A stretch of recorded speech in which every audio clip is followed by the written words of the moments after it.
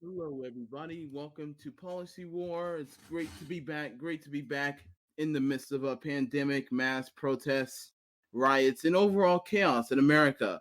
I'm your host for today, Russell. I'm a political science major, and I'll let the other two co-hosts introduce themselves. I'm Matthew. I'm a biochemistry major, going pre-medicine with a minor in economics. Hello, I'm Jordan. I'm a philosophy and religious studies major doing pre-law, and this is my second time on this podcast. All right. Yeah. And great. So today we'll be talking about the protests in Portland that Trump decided to send federal troops to the Department of Homeland Security and mostly Border Patrol. About 1,400 troops were sent to the area in late July. And basically, for a short synopsis of it, they were sent to protect a federal courthouse that local police in Portland do not have jurisdiction over federal property. So usually a small amount of federal troops are in there to guard the area. But when massive protests were surrounding the courthouse, Trump thought it reasonable to send troops that were from Department of Homeland Security to protect the area and fend off protesters. Trump claims in a recent interview with Axios that a lot of the protesters are a member of Antifa, and a lot of the protesters are terrorists because he claimed Antifa was a terrorist organization. He's claimed that Department of Homeland Security has done a fantastic job, even though he has declared with the governor, and the governor of Oregon has worked with the Secretary of the Department of Homeland Security, whose name is Chad Wolf. And the governor has reported that he expects federal troops to start phasing out of Portland by Thursday, so today, the day we are recording this. And the Department of Homeland Security Secretary has been a little bit more vague, but he says they have come to an agreement. So it is expected that they will pull out of Portland in all by probably the end of the week here. So with this, I wanted to discuss sort of what are the implications of Trump using federal troops to be put in the city. And this isn't the first time federal troops have been deployed in cities. It's happened multiple times, but it's mostly over racial issues. Federal troops were deployed to integrate a lot of schools in the 1960s. Federal troops were deployed in Baltimore riots following Martin Luther King's murder, when there were riots all over the country after the death of Martin Luther King. They've been deployed for multiple union strikes. So this isn't the first time it's happened, but it's always makes Americans question what rights they do have and what rights they don't. And a thing that's been a major problem of these federal troops is their ability to basically detain protesters, or who Trump may call anarchists, with no reason why. They don't need to give a reason. You can be in federal custody for usually up to 30 days, and they can even extend that if they have reasonable suspicion. So you can be up in federal custody and not be charged of any crime for up to 30 days. And that is what a lot of what's been happening in Portland. People are just arrested. The Border Patrol usually has no recognizing insignia on them. They're driving around in unmarked vehicles, so people may not even realize, oh, this is the military. This is just a police pulling you over. They don't really know. So there's been a lot of confusion and chaos in Portland recently. And I did want to open up the conversation to you, Matthew. The one you can answer this first.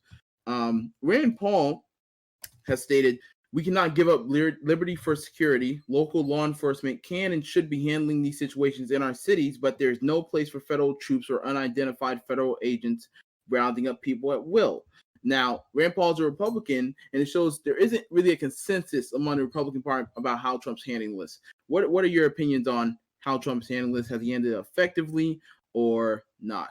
I would say that whenever it comes to deploying federal troops, it was a good decision considering you had protesters outside of the courthouse. Now, I won't say it was to quell protests, because my belief in protests is that you have the right to speak. You don't have the right to use anything to really provoke a police response against you. So throwing things, while soda cans may be okay, using fireworks directed at federal property or using laser pointers or using things that could potentially be dangerous are outside of that scope. And when they protest outside of a federal courthouse, that is something that is federal property, and therefore you would warrant a response from the federal government. You would want action brought back. You would want something done to defend that property. You don't want justice to be halted at that location. You don't want that location to be damaged, because that's, of course,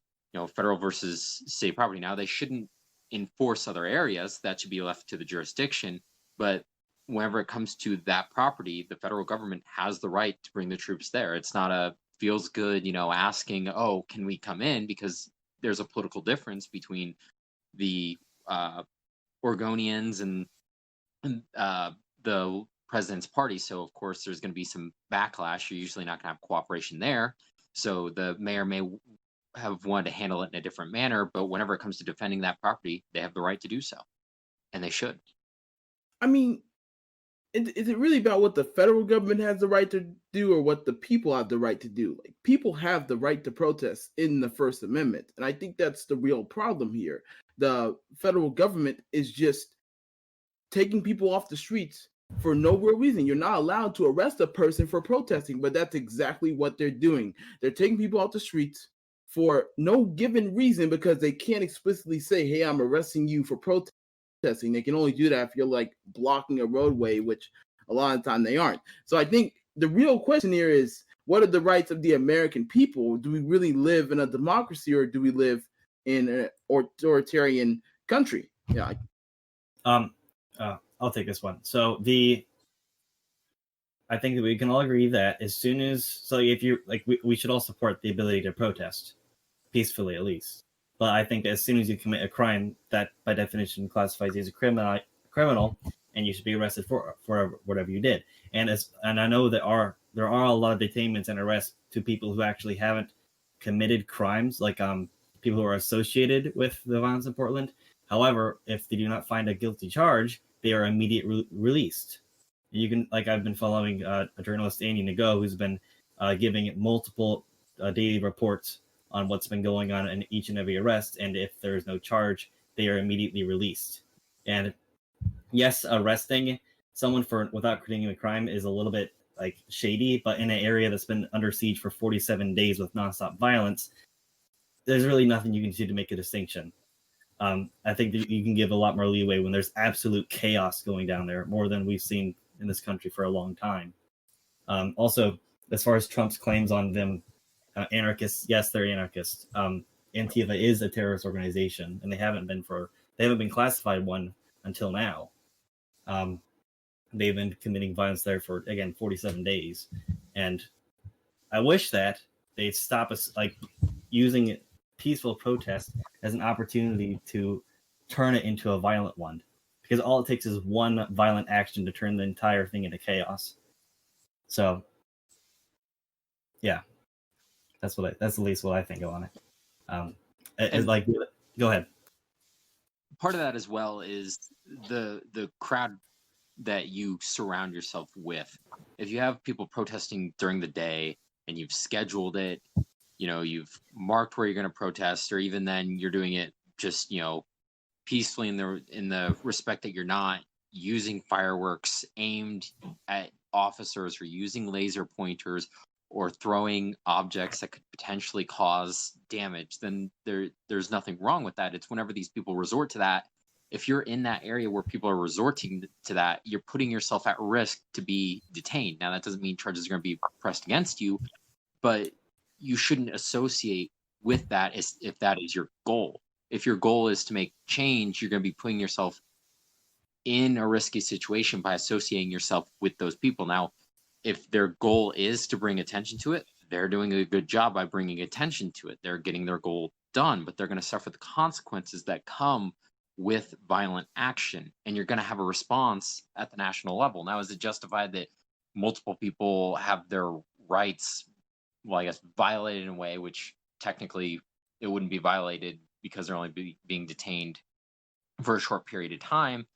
Is that a justifiable thing in a democracy? No, but you have to remember you're also facing a re-election season, and you're also seeing where president has it on his agenda where he's bringing a law and order stance, a law and order platform. So they're playing into his hand as well. So in a way, you have. Go ahead.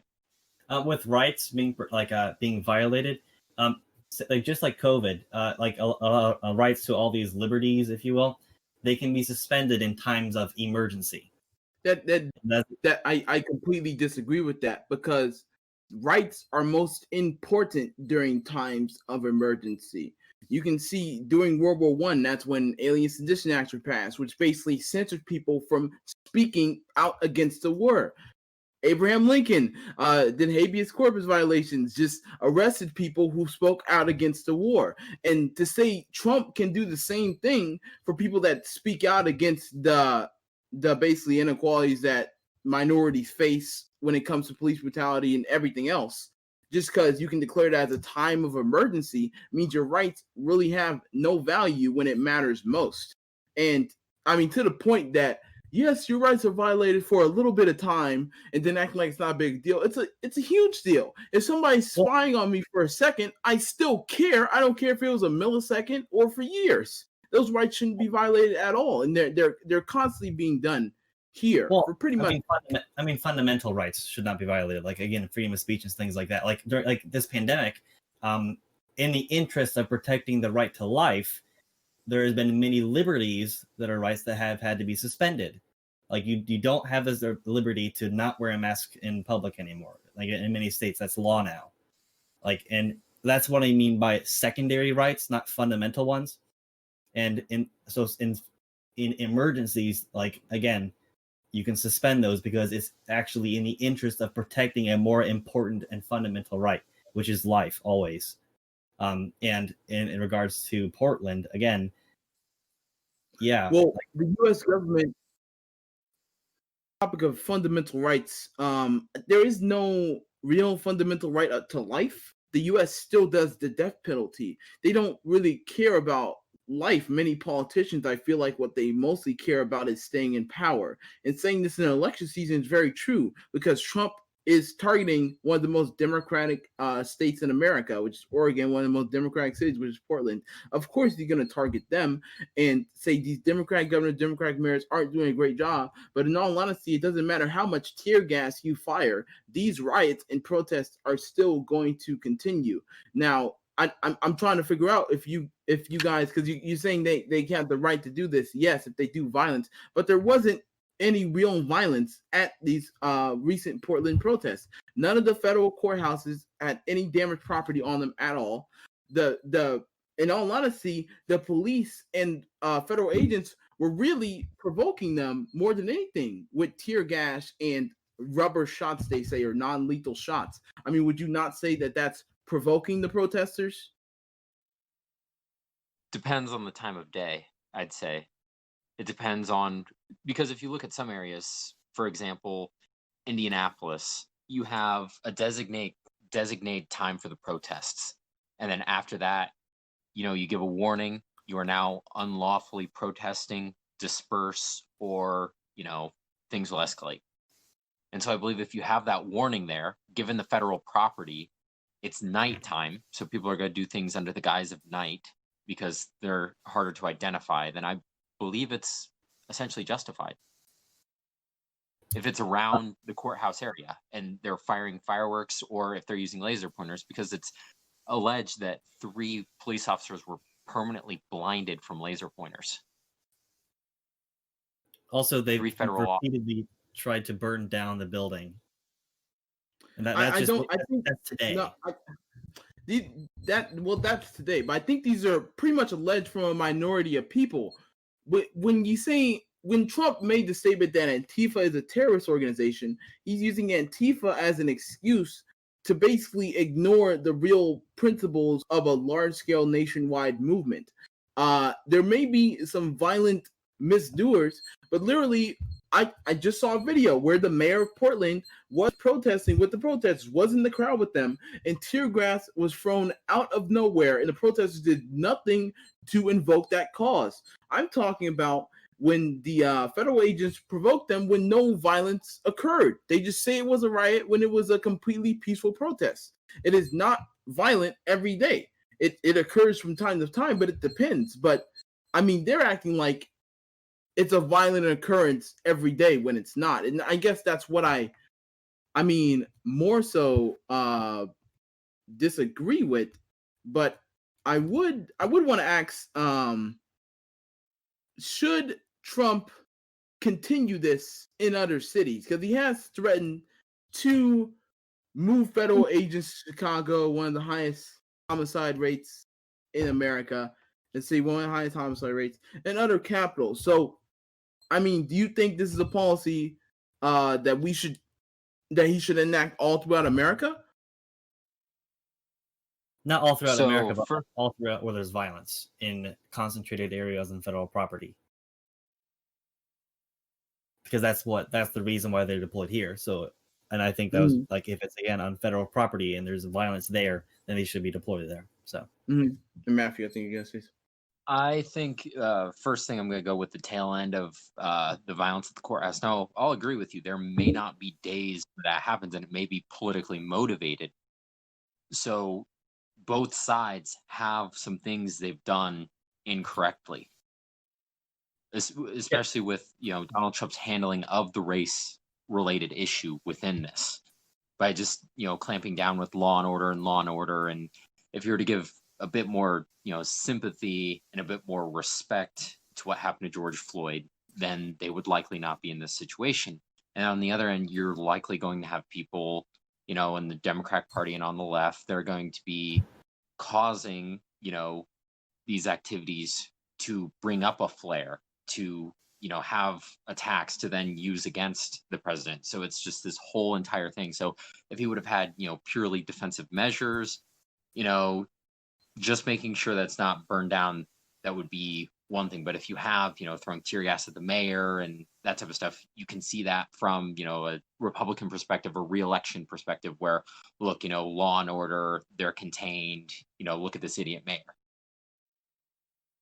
Yeah, and if you understand with regard to the Portland protest, like, again, police are still, like, we're still people, and again, they're flawed. Like, again, both sides have made mistakes. I think this isn't about point scoring to protest versus police.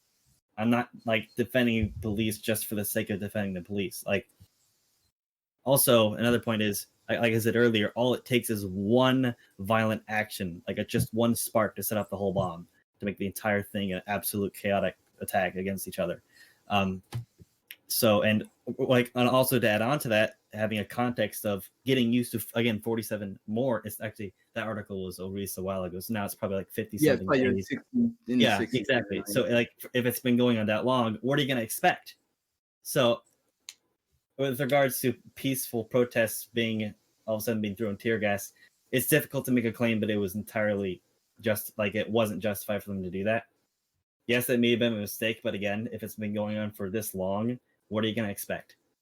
I mean, I agree with the comment that this is not about scoring points for both sides, but I mean, that's just how it turns out, because literally these protesters are literally just against police every night, every day. That's how it turns out. So there's always going to be bias towards a side, but when you see who the more common aggressor is, like during the heights of the protests and riots, yes, buildings were being burnt down, and of course they should enforce and stop that from happening. But during times when it's peaceful, the police and federal agents should not be allowed to use offensive means to stop them. It just baffles me. Like, in those days, it shouldn't happen, and all that does is lead to more provocative actions from protesters. I mean, go ahead. Also, I do think also Antifa has, I don't know exactly, I think it was this week or late last week, they set a pig's head with a cop hat on top over an American flag all on fire. They've been burning Bibles. I don't think their intent is to stop. They're going to keep on being violent. Antifa is. This protest is not about Antifa, though. They're a very small minority of people. I would love to see a survey of protesters, see how many of them are part of Antifa. I bet you it will be below 3 to 2%. It's such a small amount, but it's just Republican. I mean, just notarizing this small group and saying the whole protest is this small group, which it's not. It's I'm not saying that. reason. I'm saying they're infiltrating the protests. That's what I'm saying. I can agree with Yeah. that. Yeah, Yeah, because and also the same. Go ahead. There are likely like small groups. You're going to have shades on every end. You may have those officers instigating this where it's unjustified, where you're using tear gas where it doesn't need to be used. It's just the fact that there's so much going on that it's hard to pinpoint what's going on both sides. And so that needs to be handled better. But then again, in a total cluster of a situation like that, how can you even go about that? I mean, you don't have officers wearing name badges or anything because you don't want them to get doxxed. It's like, think about the family and everybody living with them. If you were to be seen with your name there, your family's at risk because of your job. You know, you don't have the option really. You either have to basically turn it down and possibly face, firing or, other consequences, or take up what you're hired to do. I do want to say that the whole idea that the whole idea that there won't be any peace until there's justice, I think that's totally backwards. I think what we should treat it as is there won't be justice until there's peace. Nothing's going to happen until violence stops. It's not. Sorry, I mean to interrupt you, but it's not historically, Well, that's an approach to, I think, also protesters. Again, I'm not condemning all the protesters. I'm saying, like Matt said earlier, if you know that if you can at least expect that there's going to be violence there, don't go there and maybe put yourself back several tens of meters away from the violent ones. But I'm serious. Yourself, it's like one action can change into a riot because of exactly. There's no way to predict. There's no way to predict that a protest will turn violent. Some days it does, some days it doesn't. But if people really care about an issue, they're going to go out and protest. It's very hard to control thousands of very emotional people from doing something pretty stupid.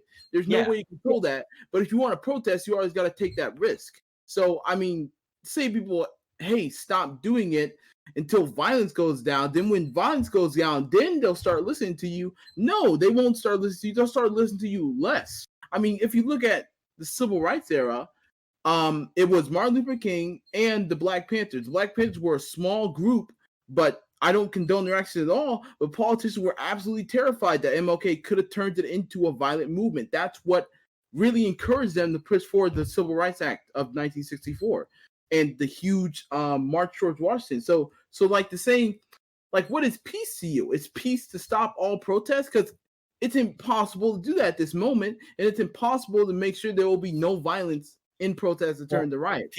So I think the thing with that is it's not a matter of you're responsible for the actions of everyone there. So if you're protesting and then there's some people that are violently protesting, it's not your responsibility that they violently protested, but it also helps to acknowledge, yes, there are people out there that are like this, and this is not acceptable. That's just like whenever it comes to police officers. There are police officers that are doing their job perfectly fine, but there are those that are not, and they need to be recognized and called out by everyone who sees that. That it's a miscommunication otherwise, because then the perception is you're perfectly fine with them doing that.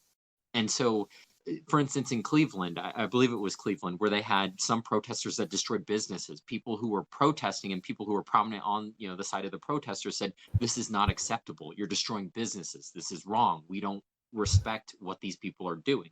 And they called them out. And so that kind of needs to happen as well. Anyway, continue. Yeah, I think Jordan has something to add on in the final. With the definition of peace, I don't think peace means exactly the absence of conflict, because that's just natural law at this point, that there's always going to be conflict. It's the ability to handle conflict you can't use the own word in the definition, to handle conflict in a peaceful manner. And that you can't really use your own word in the definition, but if you can get it, then yeah. But at this point, I don't think that not sending troops to violent places helps. They're going to, again, I am condemning Antifa. I am not condemning protests, but their intent is to infiltrate the protests and to create chaos. So there's always going to be protesters mushed with Antifa when they don't even want to be. And that's not like that's both. Okay, first of all, that's Antifa's fault. They're like it like if this whole thing wasn't happening for 60 days or whatever, and there was completely peaceful protest, then if the police were attacking them then and there hasn't been a history of Antifa violence, I'll be outraged. But if the police were not attacking them, then that's what they're supposed to do. So it's just because of it's been going on for so long at this point that it's just chaos on both sides.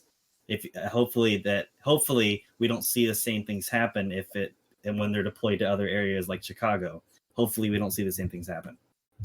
I mean, yes. I guess final words on this. I do want to say that, I mean, I really doubt the influence of Antifa and its spread across the whole nation. I do not think they are that significant, but yet the Republican Party members in it are just gaslighting them to ignore the actual issues of Black Lives Matter.